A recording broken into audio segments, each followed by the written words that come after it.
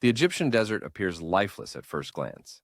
Beneath its velvety veil of sands lies not just the past. There is hidden the memory of a world that long ago vanished, but was not forgotten. Cities and temples, ancient roads and forgotten names survive their eras and continue, in silence, to wait, buried under layers of time. On the banks of the Nile, people first began to seek answers to questions that remain powerful even today. Where life begins, why the sun invariably returns to the sky, and what happens to a person after death. In the striving to understand these phenomena, a particular worldview took shape, which we now call Egyptian mythology. These myths have accompanied us since early childhood. The names of the gods, the silhouettes of pyramids, and ideas about the afterlife seem familiar, almost self-evident. But within this familiarity lies the chief meaning and depth. It is here that the power of stories is concentrated, the force that draws people's attention again and again across the centuries. We will set out in the footsteps of ancient Egyptian myths, those that have become the most well-known and beloved. And there is a special excitement hidden in this journey. We will trace how deities were born, how the fates of the world and of people were shaped by them, and why these legends remain alive and comprehensible through many generations. Chapter 1. The Hieroglyphs of Ancient Egypt. How can one fling open the door to these mysteries? How can we hear the voices of those who lived thousands of years ago? The answer is simple and profound. These messages are carved in stone and copied onto papyrus scrolls, splashed across the walls of temples and buried in tombs. Before us are enigmatic signs and ornaments that on stone seem to dance, like traces of an ancient spell. These are hieroglyphs, not merely letters, but words filled with magic and wisdom, words that have passed through the centuries and continue to speak to us, words that, if one listens closely, can tell us the history of time itself. The ancient Egyptians believed that hieroglyphs were given to humanity by the god of wisdom, Thoth. This lord of time, patron of the moon and of knowledge, served as the link between the world of the gods and the world of humans. It was he who recorded the decisions of the gods and kept the tally of human fates, like a meticulous registrar of destiny. Thoth was depicted with the head of an ibis, or a baboon. According to legend, the graceful beak of the ibis resembled the crescent of the young moon, and this image, it was said, that when the divine reed brush touched the sheet of papyrus, ancient forces awoke. The very writing sprang to life beneath the tip of the pen. Ancient texts asserted that at the hour of the world's creation, Thoth spoke the first word, and at that very moment the universe assumed an ordered form, and the word became flesh, and the sound became light. And ever since, each hieroglyph has held within it a fragment of that creative power. But hieroglyphs were not merely letters or surface words. For the priests, they were living signs. They taught that a word lives as long as it is remembered, and that each symbol possesses a spirit and its own will. The depiction of an animal on a sacred inscription could come to life, especially if it was treated carelessly or disrespectfully. So the ancients believed. That is why in the tombs of the nobility and pharaohs, one can often see crossed-out images of snakes and scorpions. Deprived of their form, they lost their power and could not harm the soul of the deceased in the afterlife. But not only dangerous creatures carried the magic of writing. Many signs served as protection and talismans. For example, the ankh symbol, denoting life, was for the Egyptians not simply a word. It was an amulet bestowing a kind of symbolic immortality. It was reproduced on sarcophagi, placed in the hands of mummies, and worn as a personal talisman with the belief that the ankh created an invisible circle impenetrable to evil spirits. Another powerful sign was the Udjat, the Eye of Horus. According to legend, in his struggle with his uncle Set for the throne of Osiris, Horus lost one eye, and only after it was healed was his sight restored. Since then, the Udjat became a symbol of protection, healing, and wisdom. It was depicted on amulets and on the inner wrappings of sarcophagi, so that the deceased might be able to see the path in the afterlife. Hieroglyphs not only created worlds with their words, they also served as a shield. On the walls of the tombs of pharaohs and high-born nobles, incantations and spells are often carved, intended to guard the dead's rest and guide the soul along a safe path. These inscriptions served as protection against evil spirits that might disturb the peace of the deceased. In the pyramid texts, some of the earliest religious monuments inscribed on tomb walls, there are formulae calling upon the gods to protect the pharaoh on his journey into the afterlife. It was believed that a spoken or carved word gained reality and thus took part in the fate of the deceased. Therefore, priests selected hieroglyphs not only for their meaning, but also for their sound, striving to create a kind of magical resonance between a name, a sign, and destiny. One such spell was the word return, granting the dead the ability to regain life in the guise of a spirit. This word was carved on sarcophagi so that the soul could move freely between worlds and not be bound. It is believed that the first hieroglyphs appeared in the era of the early kingdom, around 3200 BCE. Initially, the signs were used mainly to record religious texts and spells. Priests engraved prayers on stone slabs, directing their supplications to the gods and guardians of the afterlife path. Over time, the use of the signs expanded. Hieroglyphs became a tool for administrative record-keeping, recording harvests, taxes, and contractual. Scribes and priests underwent many years of training in temples, where they were taught not only the rules of writing, but also the mysteries of the word as a force. There was a belief that an incorrectly drawn sign could change a person's. Thus, the scribes carefully drew each sign, working neatly and with concentration, believing that their skill determined not only their own lives, but also the fates of those whose names they inscribed into memory. One legend tells that Pharaoh Cheops, who raised the Great Pyramid, possessed a wondrous book attributed to the god Thoth. That book was said to contain words by which statues could be brought to life and the elements controlled. According to the legend, the book once disappeared, but the utterances carved in the secret chambers of the pyramid remained. It is said that even now these inscriptions retain the power of the word and can awaken the ancient gods. There is another tale about the curse of the pharaohs. Anyone who disturbs a mummy's rest risks seeing the hieroglyphs come alive and calamity descend upon the desecrator. In Tutankhamun's tomb, such inscriptions were indeed found, warning of terrible retribution. The legend's warning is brief. Death will touch anyone who disturbs the pharaoh's sleep. After the tomb was opened, many researchers died under mysterious circumstances, and this grim chain of events intensified the aura of mystery around the find. In that context, hieroglyphs appeared not merely as a set of signs for conveying speech. They were perceived as the language of the gods, as the magic of words, and as history inscribed in stone. Each of these signs bore semantic weight and was seen as a key to the mysteries of a distant world, to the myths and legends that live in people's consciousness across millennia. Chapter 2. The Book of the Dead particularly vividly reflects this sacred character of writing. The Book of the Dead is rightly considered one of the most famous texts of ancient Egypt, although its essence remains largely misunderstood. Despite the familiar and convenient title, it was not a single unified work created at one moment. It was a complex compilation, a collection of texts, formulas, and spells that accumulated gradually over centuries. Each individual scroll differed from the others and was intended for a specific person. It reflected the time, place, and social status of the deceased. There was no definitive canonical version. The book itself lived, changed, and was supplemented alongside the development of civilization, absorbing new ideas and practices. Its own name translates as utterance for going forth by day, and these words already contain the key meaning of the whole corpus. It was not about an irrevocable end, but about the continuation of the journey, a transition that required preparation and understanding. Death in the Egyptian tradition did not mean disappearance. It was presented as a complex and dangerous transition for which one had to prepare in advance. The Book of the Dead was meant to help a person preserve himself, his memory, and his name, to guide him through the unknown and prevent him from dissolving into the chaos of the afterlife. The Egyptians envisioned the world of the dead as a realm of trials.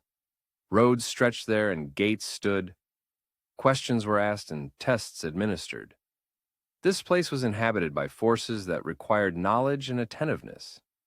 The book served as a navigator, indicating which words to speak, how to protect oneself, and how to prove one's right to continued existence. It was not a text for casual reading. It was a working tool, taken into eternity, in the hope that it would show the way and keep dangers at bay. One of the most striking and memorable episodes in the book was the judgment, not an ordinary human trial, but a cosmic, universal weighing. In this vision, the deceased entered a hall where silence and order reigned, where there was no shouting or bustle. There, the life of the person was weighed. The human heart, the repository of memory, thoughts, and deeds, was placed on one pan of the scales, and on the other, that moment is neither punishment nor mercy, but a test of whether the life lived conformed to the required order. At that judgment, it was impossible to embellish the truth or lie. A person did not arrive with pleas and excuses. He either confirmed or failed to confirm how he had behaved in life. In the text of the Book of the Dead appears the famous so-called negative confession, in which the deceased in turn declares which acts he had not committed. He had not lied, not stolen, not perpetrated injustice, not caused harm without cause. This is by no means a prayer or a plea for mercy, but a clear and straightforward statement of how one had lived. This device gives the material special clarity and force. The afterlife for the Egyptians was not imagined as a reward or consolation in the usual sense. It was a continued Egyptian belief stemmed from the notion of the fragile balance of the universe. Order is preserved only when every element occupies its place. After death, one had to confirm that human life had not violated this harmony. Nevertheless, the Book of the Dead itself was by no means a grim chronicle. Its texts are full of images of movement and metamorphosis. The dead could turn into birds, assume other forms, pass through gates, and address the powers that govern the worlds. These scenes were not idle fantasy. They symbolized passage and transformation, indicating that what mattered most was the integrity of the self, not the external shell of existence. Writing had special significance. To the ancients, hieroglyphs were living signs, and a correctly written word possessed operative power. A sign did not merely denote an object or phenomenon, it embodied an action. Therefore, the precision of formulas, the sequence of words, and the arrangement of images were. The Book of the Dead was at once a text and a magical act fixed on papyrus. In the end, this corpus of texts proved to be a reflection of the Egyptian worldview. The universe was perceived as a delicate equilibrium system, where life serves as a person's path continued beyond earthly existence. The book promises neither consolation nor seeks to inspire fear. It offers a way, and even before meeting the gods, it becomes clear. Chapter 3 concerns the importance of myths and legends for the Egyptians.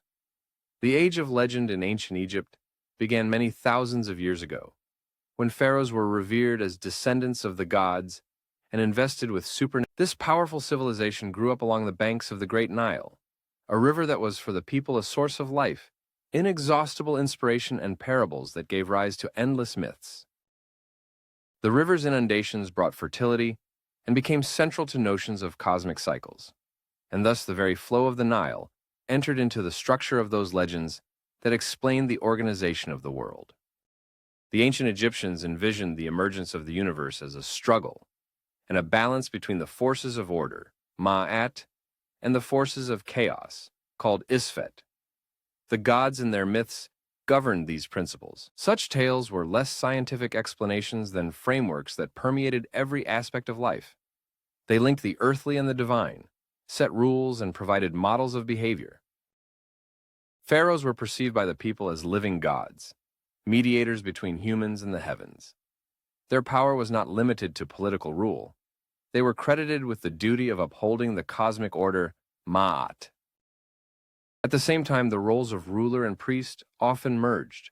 The pharaoh performed sacred rituals, offered sacrifices in temples, and thereby affirmed his connection with the supreme powers. Thus, Khufu erected his great pyramid at Giza and called himself the son of the sun god Ra, which formed the basis of his unquestioned authority. During festive and religious ceremonies, the king acted simultaneously as priest and as an embodiment of divinity, reinforcing the world and ensuring the people's well-being. Offerings to the gods symbolized the appeasement of higher powers and were regarded as a guarantee of society's prosperity. In this sense, politics and religion in Egypt formed a single inseparable whole. Myths also permeated people's everyday lives and shaped their worldview. The Egyptians believed that the gods watched every action, so they strove to live in accordance with the principles of Ma'at, truth, justice, and harmony. In conceptions of the afterlife judgment, Anubis, god of the realm of the dead, weighed the heart of the deceased on the scales of truth, determining his fate in the other world. To attain eternal bliss, people built tombs, decorated them with scenes from the Book of the Dead, and placed amulets and magical texts in the graves to accompany the soul on that journey. Moreover, the very conceptions of the gods and myths of creation inspired artists and architects to create majestic temples, monumental statues, and vivid frescoes. Temples were erected as dwellings for the deities, and statues were regarded as their earthly incarnations, meant to enact on earth the order and beauty described in the sacred. The Karnak temple dedicated to Amun-Ra served not merely as a place of worship, but as an embodiment of the cosmic order that structured the universe according to Egyptian beliefs. Its monumental colonnades, lined with reliefs depicting the pharaohs' victories, performed a symbolic function. They linked heaven and earth and affirmed the divine origin of the ruler's authority. Within these massive walls, the myths seemed to come alive and to be imbued with a special, almost magical power, affecting everyone who entered the sanctuary. Hieroglyphs played an exceptional role. They were not limited to simply conveying words.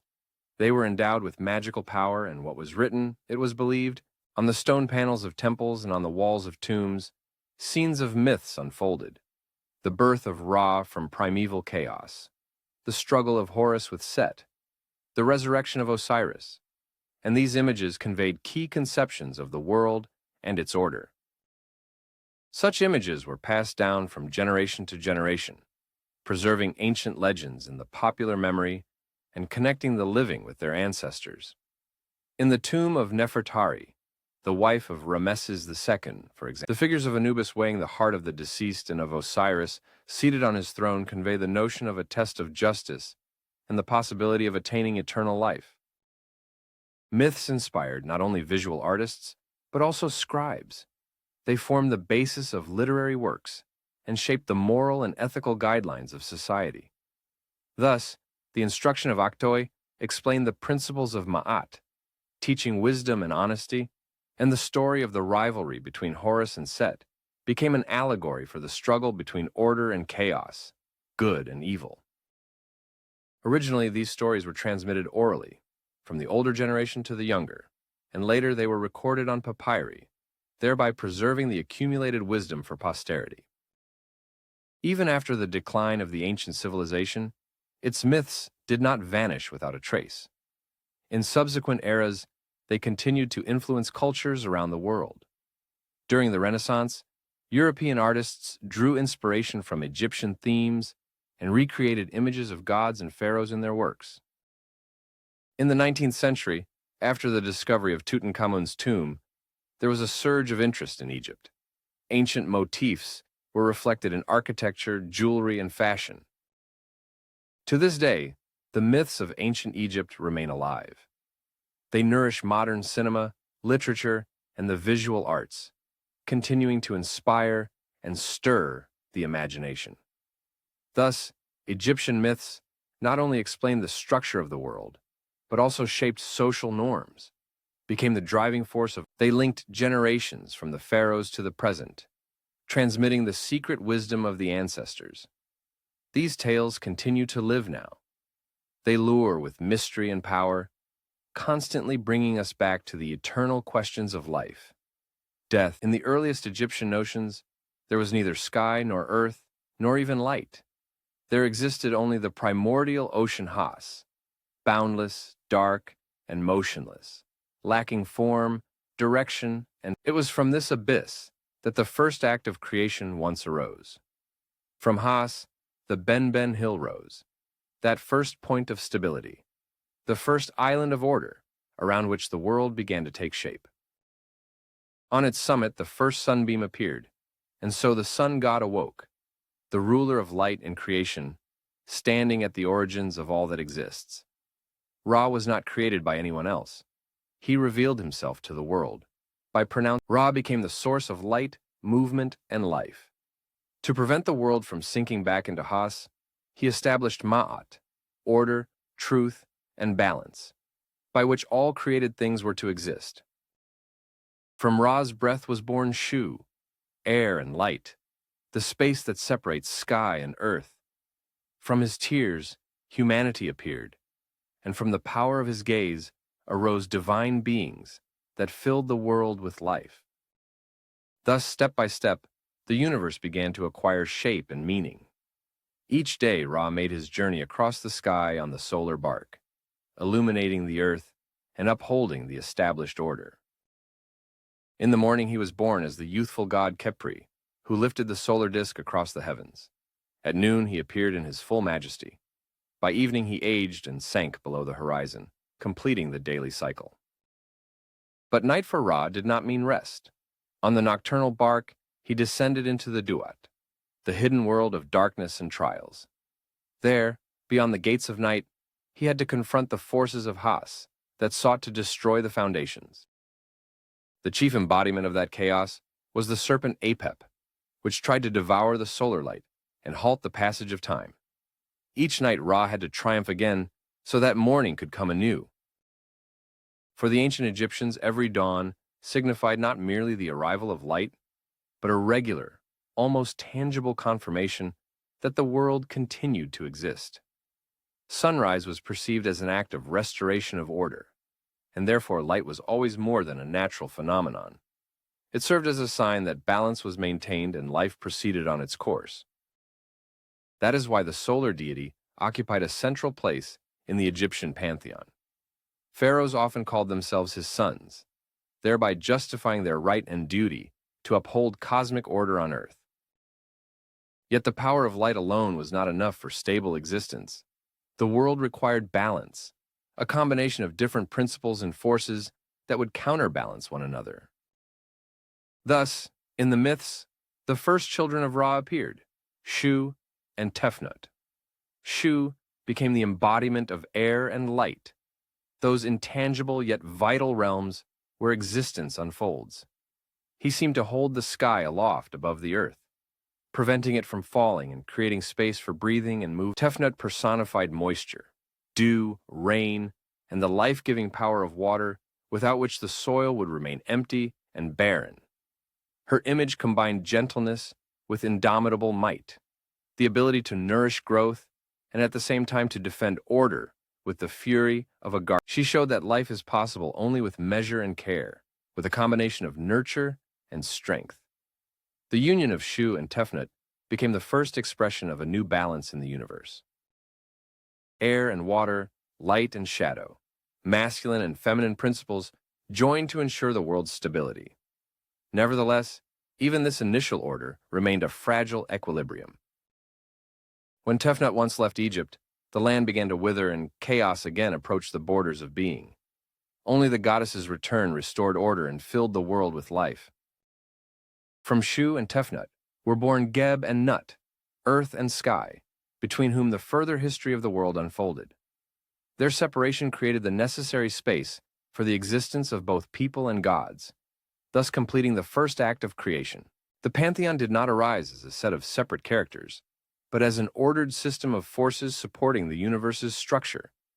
Each deity represented not so much an individuality as a function, a principle. As the myths developed, this world of gods, filled with new figures, plots, and dramas that would determine the fates of humans and deities for many thousands of years to come.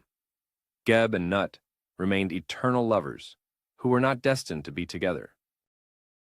Their legend is a tale of the separation of sky and earth, of why the vault of heaven stretches above people's heads while the green expanses lie beneath their feet.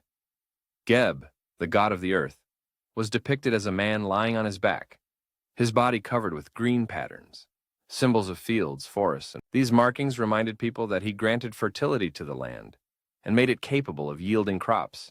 It was to him that they turned as to the father of all living things.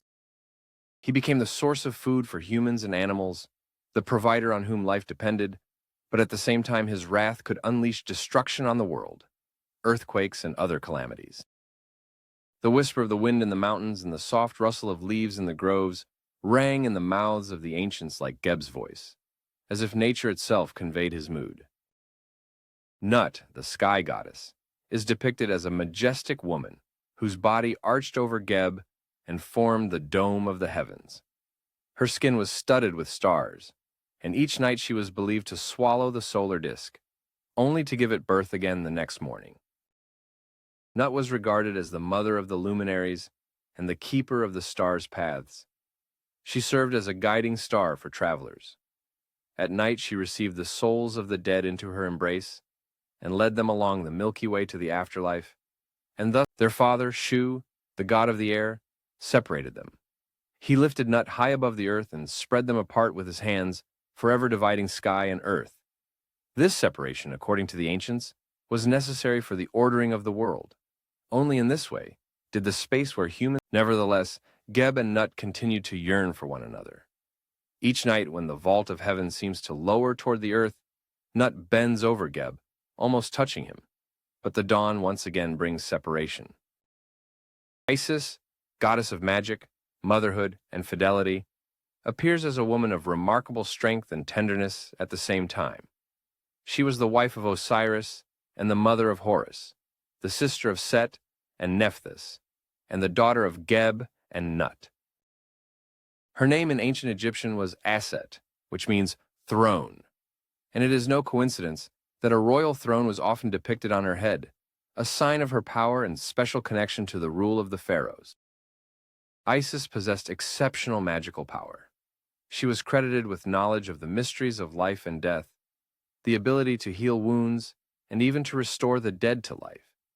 She was venerated as a great sorceress and protector of children. In the figure after Osiris's death, Isis could not accept her loss and set out to search for her husband's body, sparing neither herself nor her strength. She crossed deserts and marshes, made her way through reeds and swamps. In this arduous quest, Isis was aided by her sister Nephthys, a symbol of devoted support in times of sorrow. Together they continued the search and finally discovered Osiris's body. When Set learned of the discovery, he flew into a rage and cut Osiris's body into 14 pieces, scattering them across the land of Egypt. Isis did not give up and sought the help of Anubis, after which she set out again, gathering her husband's scattered remains piece by piece. Each place where a fragment of Osiris lay eventually became holy. People revered these sites, and temples and shrines were erected in their honor. This ritual had a profound meaning. The reconstruction of the whole from destruction symbolized the restoration of order from chaos. With her great magical power, Isis managed to reassemble the recovered body parts and cast a spell that restored life. For a brief moment, Osiris returned to the world of the living, and that moment allowed Isis to conceive a son, Horus, the one who was... After that, Osiris took his place as ruler in the Duat, and Isis hid in the reeds of the delta to raise her son away from the eyes of enemies and give him a safe childhood. Life in exile proved full of new trials. Set did not abandon his intent to destroy Osiris's heir and hunted Horus. Isis protected the infant with magic, often changing her shape and turning into a bird, hiding him among the marshes and reeds, but danger stalked them at every turn. Once Horus was bitten by a poisonous snake, and in despair, Isis turned to the god of wisdom, Thoth, for help. Thoth healed the boy, and Isis swore that her son would surely defeat Set and become the rightful ruler of Egypt. When Horus grew, Isis became his teacher and guardian. She taught him wisdom and magic, instilled in him faith in justice and steadfastness for the sake of restoring Ma'at. Horus confronted Set and Thoth healed her, and Isis, setting aside personal feelings, continued to support her son, concentrating all her efforts on restoring order and justice in Egypt. Isis appears to us not merely as a mother, but as one of the most powerful goddesses of magic. She possessed the secret names of the gods and could influence the fabric of reality. Her power manifested in word and spell, in knowledge available only to the chosen. In one legend, Isis cunningly learned the hidden name of the supreme god. She created a magical serpent. The serpent bit the god, and she carried out Ra was forced to reveal this secret. And from that time, Isis's power grew noticeably. She received the title Lady of Magic and secured her status as a powerful sorceress among gods and humans. Isis became a symbol of fidelity, maternal care, and reliable protection. She was revered as the patroness of women and children and as the protector of the pharaohs, those who held power in their hands. Temples in her honor were raised across the land, and her cult spread far beyond Egypt, reaching the lands of Hellas and Rome. She was often depicted with the infant Horus in her arms, an image later perceived as a prototype for the iconography of the Virgin Mary with the child in the Christian tradition. Isis embodied the ideal of female strength and wisdom. She was both wife and mother, and at the same time a deity capable of confronting chaos and even death.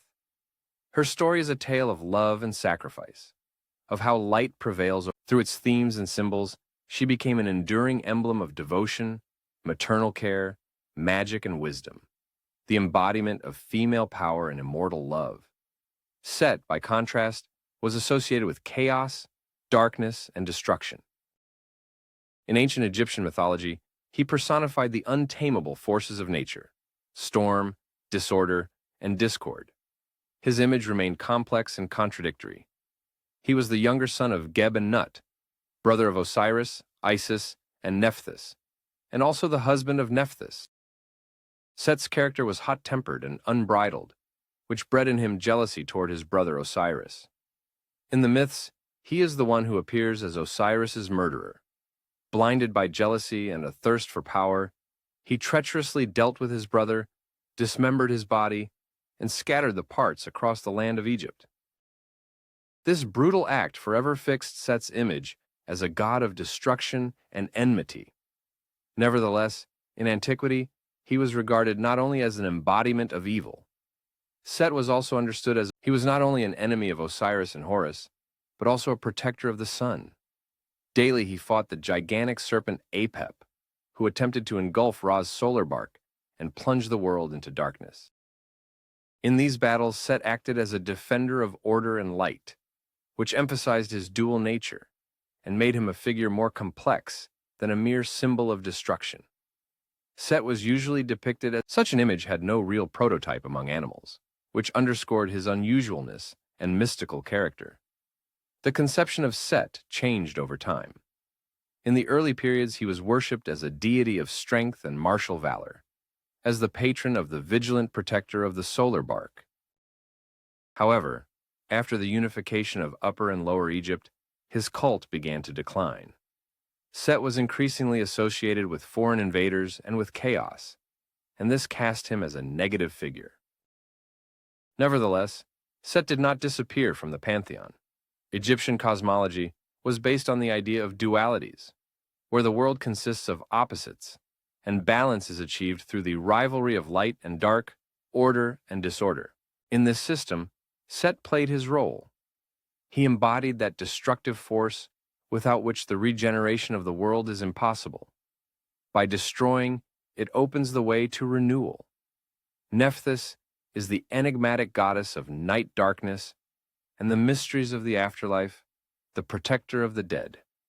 She was considered the wife of Set, sister of Isis. Her name is translated as Lady of the House, which indicates a connection with the hidden, the secret, that which is concealed from outsiders' eyes. In depictions, Nephthys was usually shown in female form, with the hieroglyphs of her name on her head. In her appearance, softness and sorrow, hidden power and contemplative wisdom, mysterious darkness and tender care were combined. Although Nephthys was associated with the realm of the dead, she was revered as a protector of the deceased. She helped souls find peace and safely pass through the dangers of the afterlife. Nephthys became renowned for her loyalty to Isis and Osiris. When Set killed Osiris, it was she, together with Isis, who mourned him and took part in gathering his body, striving to restore him to life. It was said that her lament was so bitter and piercing that even the realm of the dead was filled with sorrow and compassion. In funerary rites, she had an important role. She guarded the sarcophagus, helped the soul overcome the trials of the afterlife, and showed her name was often invoked in spells and rituals when protection and care for the soul were requested. Although Nephthys was associated with night and darkness, in ancient conceptions, she was by no means evil. Her darkness resembled the soft mantle of night that shelters the earth from the noise and anxieties of the day. She embodied not so much nightmare as the ending of the day, and simultaneously the beginning of a new cycle, protecting the sleep and peace of both the living and the dead. Nephthys's relationship with Set was complex and contradictory. Although she was ascribed the status of Set's wife, she did not support his treacherous deed against Osiris. Nephthys severed her ties with Set and remained loyal to her sister and nephew. Her image was often perceived as a symbol of sorrow, compassion, and devotion. She stood on the border of worlds, guarding the passages between them, helping those who had gone to the afterlife, and comforting the living in their grief. Her hidden presence reminded one that after every night dawn inevitably comes, and in the thickest darkness there is always room for hope and light. Anubis was the god of death, patron of embalming, and guide of souls into the afterlife. He was depicted as a man with the head of a jackal or a black wolf, imposing and stern, because he dwelt on the threshold of life and death, watching over the rest of the deceased and guarding the paths into the Udjat, the realm of shadows. His name was interpreted as "he who is on the hills," so he was called because of the jackal's habit of roaming the heights near necropolises, where they seemed to watch over the dead. Anubis was called the son of Osiris and Nephthys, but he was raised by Isis, who took the infant as her own. According to the legend, Nephthys bore Anubis by Osiris, having taken the form of Isis to do so. Fearing Set's wrath, she abandoned the infant, and Isis found him and took him under her protection, becoming his second mother. Thus, Anubis grew up as a protector of Osiris and an unshakable guardian of them. When Set treacherously killed Osiris, dismembered him, and scattered his parts across the land of Egypt, Anubis, together with Isis, gathered the god's remains. He performed the rite of embalming, carefully wrapping the body in linen bandages and uttering magical spells, restoring the remains to their former form and peace. Thanks to these actions, Osiris was resurrected and became ruler of the Udjat, the realm of shadows. From then on, Anubis was revered as the patron of embalming and keeper of souls, accompanying the deceased on their journey into the afterlife. Anubis met souls at the very threshold of the world of the dead and escorted them to the hall of Ma'at, where the chief ritual over the deceased was performed before Osiris's throne. In that luminous silence, the weighing of the heart took place.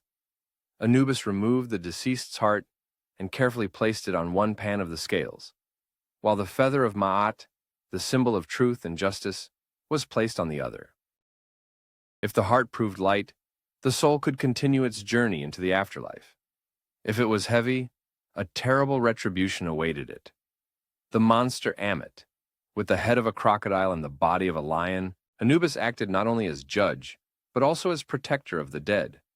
He drove away demons and evil spirits, escorted souls to Osiris, and watched over them along the entire way. His black hide had deep symbolic meaning. It evoked the fertile Nile silt and rebirth, and also mirrored the image of the night sky studded with stars.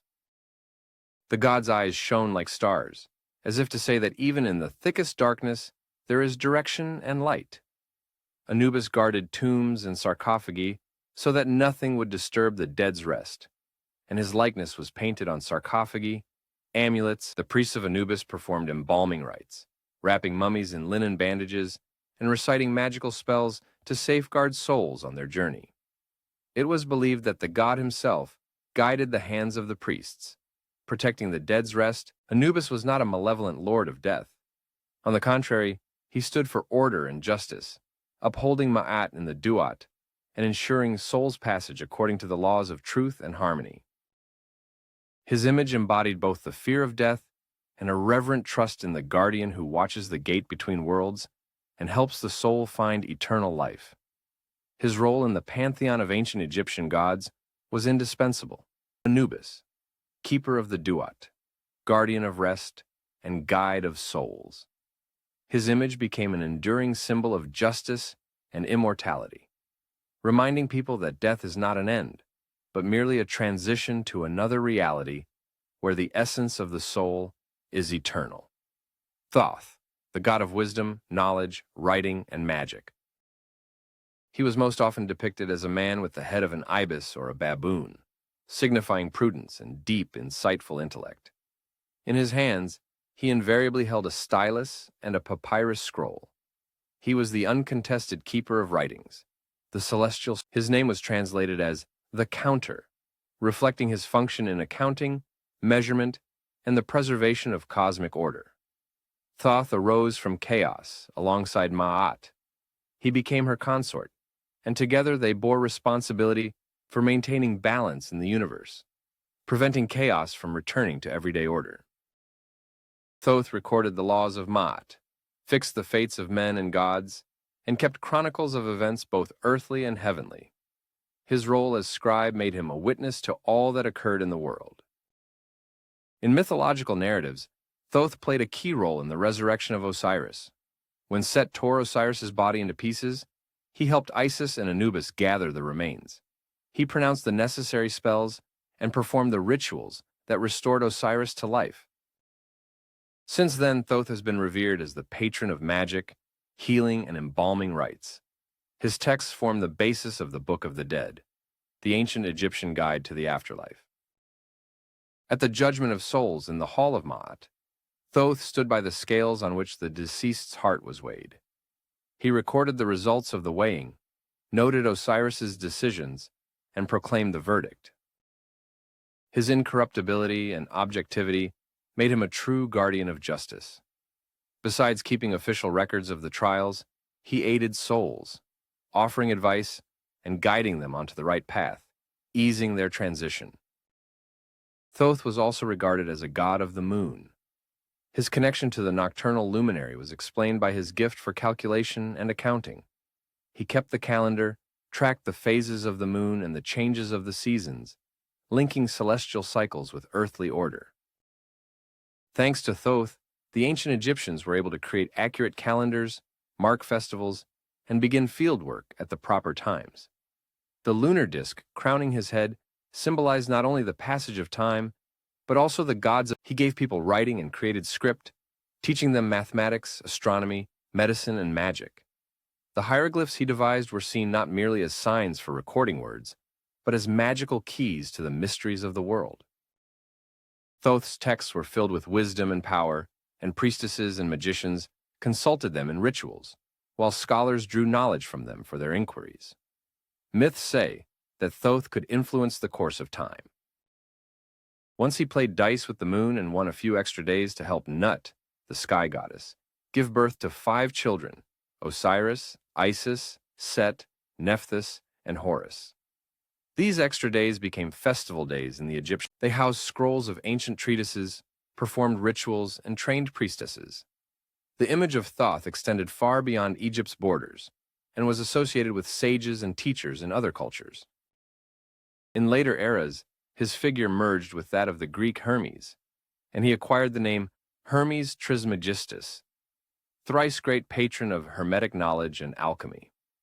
Thoth was the keeper. His wisdom, it was believed, knew no bounds, and his knowledge penetrated the deepest mysteries of the cosmos. He stood at the junction of worlds, connecting the material and the spiritual, the earthly and the heavenly. Ma'at, the goddess of truth, justice, and cosmic order, occupies a special place among the most venerated and enigmatic figures of ancient Egypt. She embodied not only truth and harmony, but was herself the foundation of existence. Without Ma'at, the universe would be plunged into chaos, and nothing could exist. She was depicted as a woman with an ostrich feather on her head, which served as a symbol of truth and the lightness of the soul. Maat's feather held a key place in the ritual of the afterlife judgment. The Egyptians believed that after death, the soul stood in the hall of judgment of Osiris, where on scales the heart of the deceased was compared with the feather of Maat. If the heart proved lighter than the feather or matched it in weight, this was considered proof of a righteous life and opened the path to eternal bliss. If the heart outweighed the feather, the person's fate was severe. Their body and heart were devoured by the monster Ammit, a creature with features of a lioness. Maat did not limit herself to a symbolic role in the afterlife tribunal. She was a daughter of the sun god and a constant companion of Ra in his daily voyage across the sky. It was considered natural that it was thanks to Maat's power that Ra each day defeated the forces of darkness and chaos. Without her presence, the Egyptians believed, the sun could not rise above the horizon, and the world could slip into destructive chaos. But Maat is not only a goddess in form, she is a principle and a law by which gods, humans, and the universe itself, pharaohs, acting as intermediaries between the divine and human realms, swore oaths to rule in accordance with the laws of Maat, safeguarding truth and justice. Maat served as the support of religious, social, and legal norms of ancient Egypt. Even prayers often began with an acknowledgement of her significance, which emphasized the central place of this idea in everyday life. She connected the world of the living and the world of the dead, gods and humans, bound the past. The image of the goddess embodying truth and harmony inspired the Egyptians to live righteously and constantly reminded them, everything in the world is interconnected, and every lie, every injustice, every evil disturbs the fragile balance of the universe. If Maat was the measure and foundation of the universe, then Isfet represented her opposite, not a personal malevolent principle, and not an enemy with a will, but a state of the world in which balance is broken. For the ancient Egyptians, Isfet meant chaos, falsehood, injustice, and destruction that arise whenever order weakens or loses strength. This was not perceived as an external invasion from outside, but as a constant threat of collapse, a shadow. In the Egyptian worldview, the universe was never seen as a once-and-for-all established structure. Even after the act of creation, the primeval chaos did not disappear completely. It was not destroyed, but pushed back and confined beyond the borders of the established order, only temporarily restrained. Therefore, order did not exist as something self-evident and autonomous. It required constant reaffirmation and immediate maintenance. Any wrongful act, a lie, a breach of justice, or a crime of conscience, strengthened Isfet and made the world more vulnerable. Isfet did not appear only as global disasters or open military conflicts. It permeated everyday life. Broken promises, abuse of power, the pursuit of personal gain contrary to truth, all of this fed the forces of destruction. Even natural catastrophes, drought, epidemics, or devastating river floods, were seen as signs that the balance between Maat and Isfet had been disturbed and needed to be restored. The special burden of maintaining this fragile balance fell on the gods and on the pharaoh. The pharaoh was perceived not simply as the ruler of the people, but as the living embodiment of Maat on earth. His authority had a sacred meaning and was expressed not only in governing society, but in guarding the world against the return of chaos. Temple ceremonies, offerings, and rituals were aimed at one thing: to affirm the existence of order. His journey through the underworld passed through dark and dangerous regions. If this path were interrupted and Isfet prevailed, dawn might not come, and the world would be plunged into primeval darkness. Thus, Isfet was not regarded as an annoying mistake of the cosmos, or a random phenomenon, but as a necessary component of the cosmic order. Without the threat of destruction, the very concept of order would lose its meaning. For the ancient Egyptians, life was a continual choice. Every action either affirmed Maat or brought Isfet closer. That is why their mythology speaks not of a final victory of good over evil, but of a constant, effort-demanding maintenance of the world in a fragile yet Hathor and Sekhmet, embodiments of light and darkness, two faces of the same force. Ancient texts tell that people began to stray from the cosmic order not out of malice but out of forgetfulness. Truth began to fade for them. The laws that held the world together were broken more and more often, and the sense of connectedness with higher powers weakened. Order quietly waned like a dying fire, and chaos gradually and imperceptibly crept into that space. When it became clear that the balance was collapsing, the divine realm decided to intervene to restore the lost measure. For this, they sent a force capable of stopping the destruction, a violent, stern, and merciless force. Thus Sekhmet came into the world of humans, the embodiment of solar wrath, unbending justice, and a purifying destructive power. Her task was at once simple and terrible, to restore order, allowing no deviations. Sekhmet set about her commission. She punished violators of the law indiscriminately, heedless of boundaries or restraint. Her fury was single-minded and unsparing. The destruction that was meant to halt the decay began to spread ever further, and soon it became clear that the remedy had turned into a new threat. The force sent to tame chaos was itself creating chaos. The world stood on the brink, but now the scales had tipped the other way. The gods chose a different path then, not force and open confrontation, but cunning and a gentle lure. They poured a drink across the land, dyed red so that it resembled blood. Sekhmet, blinded by rage and the thirst to fulfill her mission, drank this counterfeit beverage. Gradually, her fury began to subside. The destructive energy dissolved. Silence, the same energy that had once swept everything aside in a rampage, turned into a source of joy, music, and vital force. Thus, the appearance of the destroyer was replaced by that of Hathor, the goddess of love, beauty, dance, and light. Creation took the place of destruction, and harmony supplanted anger. This myth conveys an important idea that the ancient Egyptians considered fundamental. Power in itself is neither good nor evil. Rage and tenderness, destruction and creation are not antagonists, but different states of the same energy. When the fragile balance is disturbed, even justice can turn into a threat.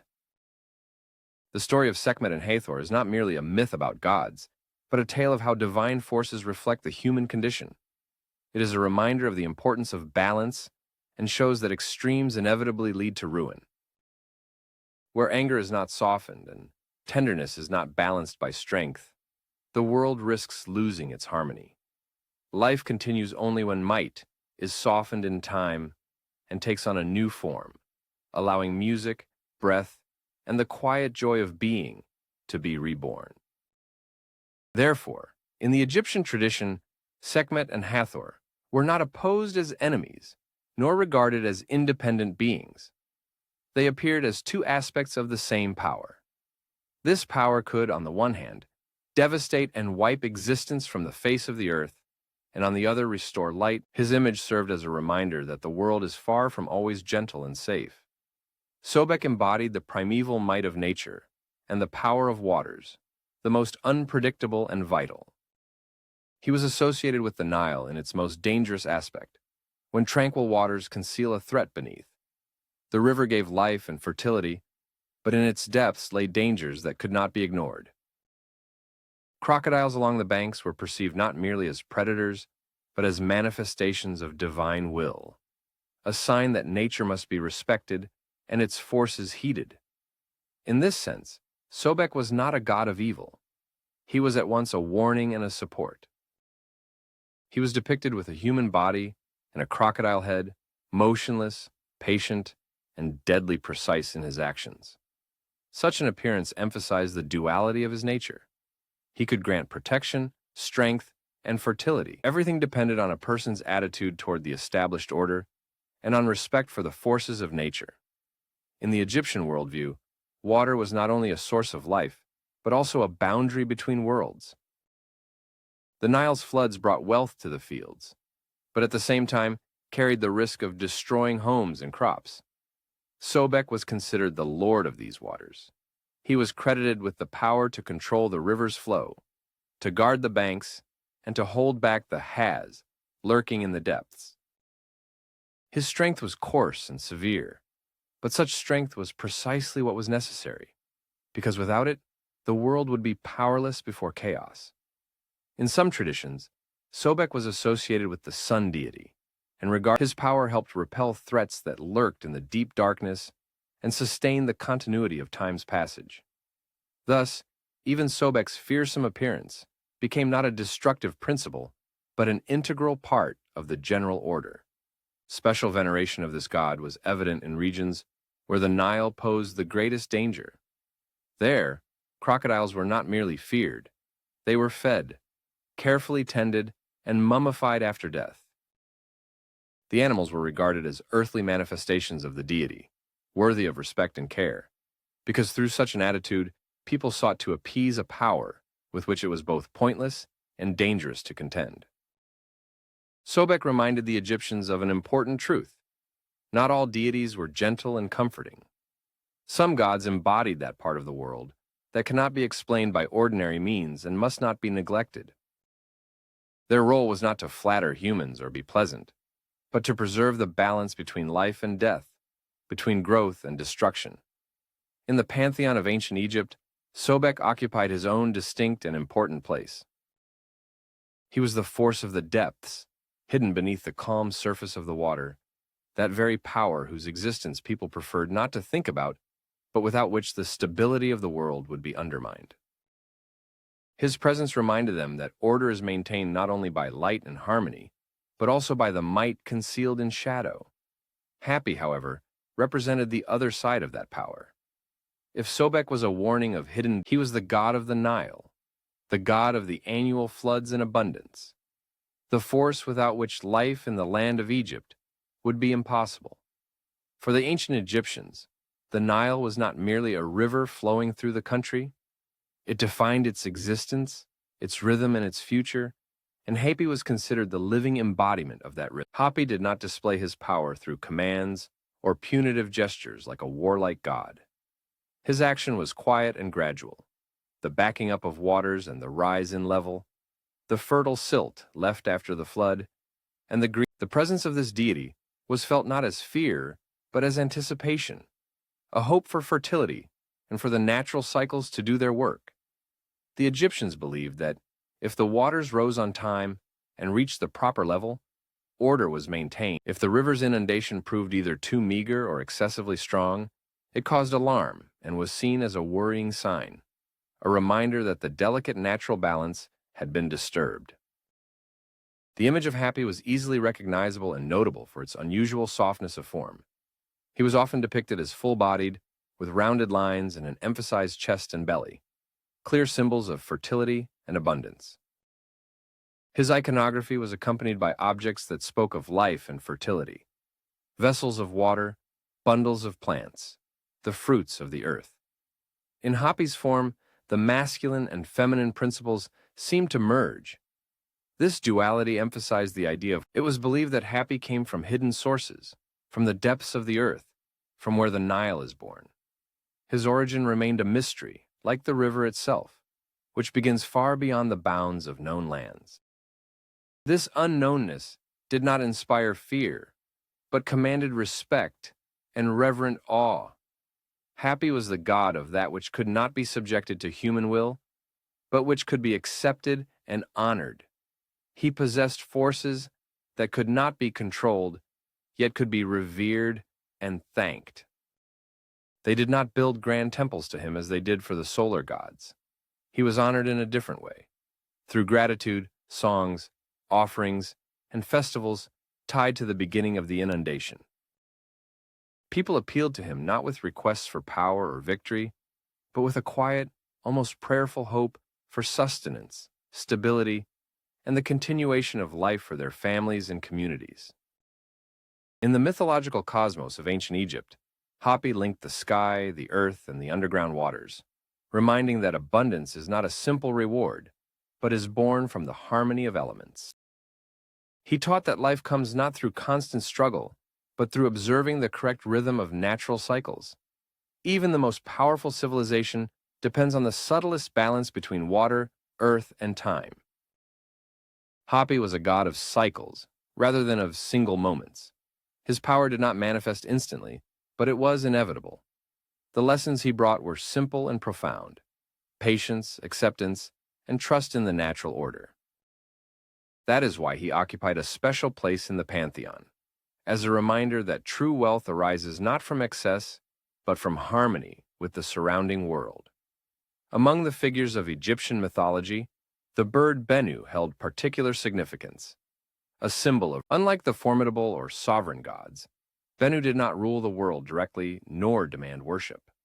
Her presence was quiet and barely noticeable, yet it was precisely this presence that reminded of the most important thing, the ability. According to ancient beliefs, the Bennu appeared in the deep past, at the very moment when the first hill rose from the primordial chaos. The bird descended onto its summit, and with its cry, seemed to mark the beginning of the flow of time. This call was perceived as the first act of creation, a sign that the world had begun to exist and to take on order. Therefore, the image of the Bennu was inextricably linked with the solar deity and with the very process of creation. Its figure reflected the rhythm of the sun's cycle. Just as the sun each day seems to die below the horizon and then rise again, so the Bennu symbolized continuous renewal. It was regarded as a bird that did not vanish forever, but returned again and again, preserving its essence through changes of form. In this conception, there was no place for dramatic, heroic self-destruction. Instead, there was a calm and natural transition from one state to another. Most often, the Bennu was depicted as a large, heron-like bird standing on a rock or a sacred pillar. The Bennu was not hurried. He appeared when the time for renewal had come and left the world when the cycle was complete. In the Egyptian worldview, rebirth did not mean a literal return to the previous appearance of things. It was a continuation of the path in which the essence was preserved, but the form of existence changed. For this reason, the Bennu was associated not only with the sun, but also with the human soul. It was believed that a person who had gone through life honorably could undergo renewal and attain a new state of being after death. The image of the bird resonated with the idea of an eternal cycle at the core of the Egyptian picture of the world. Nothing disappears finally. Every day follows night. The inundation comes after drought. Life follows death. And the Bennu reminded people that an end always contains the beginning of something new. Later, this image formed the basis of the phoenix legends in other cultures. However, in the Egyptian tradition, the Bennu remained calmer and more restrained. He did not burn in fire and was not reborn in dramatic flames. His renewal took place without fanfare, like the sunrise, which simply happens every morning. In the pantheon of ancient Egyptian deities, the Bennu occupied a special, subtle place. He embodied neither power nor judgment, did not appear as a fearsome ruler, but served as a sign, a symbol of a gentler yet deeper meaning. His image instilled confidence that order can be restored, that life does not stop, and that even after the end of night, a new dawn is always possible. The Bennu reminded people of the most consoling truth of their worldview. Time does not merely destroy, it transforms and transfigures. He conveyed the idea that renewal is available not only to the sun and the gods, but also to humans, if one manages to preserve inner balance and bring one's path to its end. In summary, one can say that the history of Egyptian mythology is not a closed chapter of a single era, nor a random collection of legends. It developed gradually over millennia, changing alongside the civilization itself. Some deities gained power and significance. Others receded into the background. Myths were rewritten, merged, and filled with new meanings that matched the experiences of successive generations. But running through all these transformations was an unchanging thread: the desire to understand the structure of the world and humanity's place within it. The Egyptian pantheon never remained static. It lived, absorbing the fears and hopes of people who endured the Nile's floods and droughts, wars and changes of dynasty, and the inevitability of death. That is why the myths proved as enduring as stone. They outlasted the destruction of temples and the disappearance of those who preserved them. Over time, Egypt was conquered, its language largely forgotten, the priests vanished, but mythological images and ideas continued on and penetrated other cultures. Ideas about rebirth, the judgment of cosmic order, and the eternal cycle became part of the philosophy, religion, and art of later eras. Even today, we recognize familiar motifs in these stories. The sun's journey, the struggle of order against chaos, the fear of disappearance, and the hope for continuity. For the modern world, Egyptian myths have not lost their immediacy. We still live in a world of uncertainty, change, and fragile equilibrium, seeking meaning, order, and explanations for what lies beyond our control. And just as many centuries ago, we are troubled by the same questions about what makes a life right, what remains after us, and whether the path continues. The Egyptians did not look for quick answers. Their myths cultivated patience, developed a sense of rhythm, and taught acceptance of natural cycles as an integral part of being. They maintained that the world does not require perfection to exist. Imperfection itself does not rob it of meaning. Destruction, in these views, was perceived not as an end, but as a phase of renewal, a necessary step on the road to restoration.